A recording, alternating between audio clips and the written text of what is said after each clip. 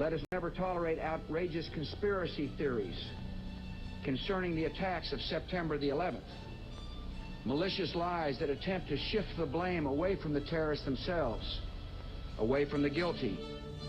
On the morning of September 11th, 2001, 19 men armed with box cutters, directed by a man on dialysis in a cave fortress halfway around the world using a satellite phone and a laptop, directed the most sophisticated penetration of the most heavily defended airspace in the world, overpowering the passengers and the military combat-trained pilots on 4 commercial aircraft before flying those planes wildly off course for over an hour without being molested by a single fighter interceptor.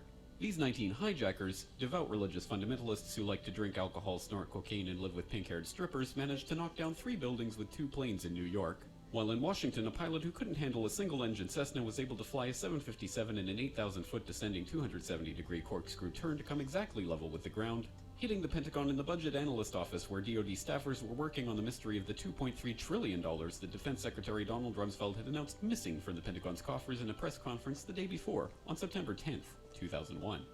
Luckily, the news anchors knew who did it within minutes. Osama bin Laden. The pundits knew within hours. Osama bin Laden.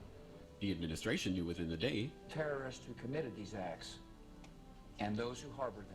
And the evidence literally fell into the FBI's lap. That a hijacker's passport was found blocks from the World Trade Center crash site. You can believe that. But for some reason, a bunch of crazy conspiracy theorists demanded an investigation into the greatest attack on American soil in history. That investigation was delayed, underfunded, set up to fail, a conflict of interest, and a cover-up from start to finish. It was based on testimony extracted through torture, the records of which were destroyed. It failed to mention the existence of WTC-7, Able Danger, P-TECH, Sibel Edmonds, OBL and the CIA, and the drills of hijacked aircraft being flown into buildings that were being simulated at the precise same time that those events were actually happening. It was lied to by the Pentagon, the CIA, the Bush administration, and as for Bush and Cheney, well, no one knows what they told it because they testified in secret, off the record, not under oath, and behind closed doors. It didn't bother to look at who funded the attacks because that question is ultimately of little practical significance. Still, the 9/11 Commission did brilliantly answering all of the questions the public had, except most of the victims' family members' questions, and pinned blame on all the people responsible, although no one so much as lost their job, determining the attacks were failure of imagination. Because Nobody in our government, at least, and I don't think the prior government that could envision flying airplanes into buildings. Except the Pentagon, FEMA, NORAD, and the NRO. The DIA destroyed 2.5 terabytes of data on Able Danger, but that's okay because it probably wasn't important. NIST has classified the data that they used for their model of WTC-7's collapse, but that's okay because knowing how they made their model of the collapse would jeopardize public safety. Osama bin Laden lived in a cave fortress in the hills of Afghanistan, but somehow got away.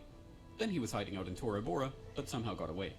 Then he lived in Abbottabad for years, taunting the most comprehensive intelligence dragnet employing the most sophisticated technology in the history of the world for a decade, releasing video after video with complete impunity and getting younger and younger as he did so, before finally being found in a daring SEAL team raid which wasn't recorded on video, in which he didn't resist or use his wife as a human shield, and in which these crack special forces operatives panicked and killed this unarmed man, supposedly the best source of intelligence about those dastardly terrorists on the entire planet.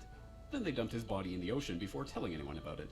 Then a couple dozen of that team's members died in a helicopter crash in Afghanistan. You will never ever express doubts about any part of this story to anyone. Ever.